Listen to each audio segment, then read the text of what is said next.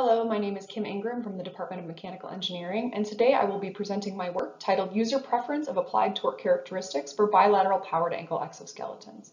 This work was done in collaboration with my advisors, Elliot Rouse here at the University of Michigan and David Remy at the University of Stuttgart. Robotic ankle exoskeletons, like those pictured here, have the potential to augment human mobility by supplementing biological power generation to improve walking and running performance.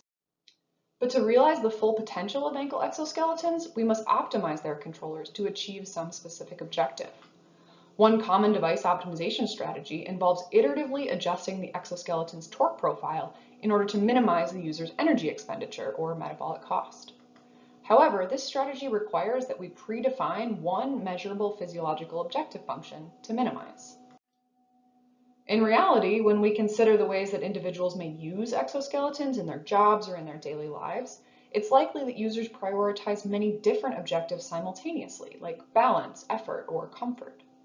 Individually, these metrics can be difficult to quantify, but we hypothesize that user preference likely encodes more than one physiological objective simultaneously, including these more subjective metrics.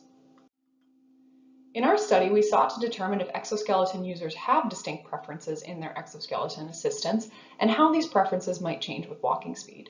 12 able-bodied subjects wore bilateral ankle exoskeletons and self-tuned their torque profile in 2 dimensions using a touchscreen tablet. Touching the grid instantly changed the torque profile that the user experienced by commanding the timing and magnitude of the peak torque delivery. During the experiment, the axes of the grid were hidden from the subject as well as randomized each trial. Subjects began at a random initial condition and were instructed to explore the space until they found their preference. They repeated this task 8 times at 3 different speeds. In our study, subjects repeatedly and reliably identified their preferred settings in 2 dimensions. Pooled across speeds, each subject's average preferred timing and magnitude are shown in the different colored squares in the figure.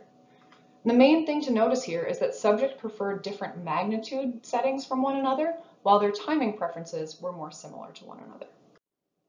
Using linear mixed effects models to examine the effect of speed on preference, we found that subjects' preferred peak torque magnitude, shown on the left, significantly increased with treadmill speed, while preferred peak torque timing, shown on the right, did not significantly change.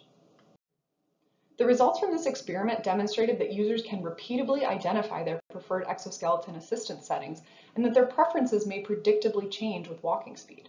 Our future work will focus on incorporating user preference as an optimization objective for devices used outside the laboratory environment. Thank you.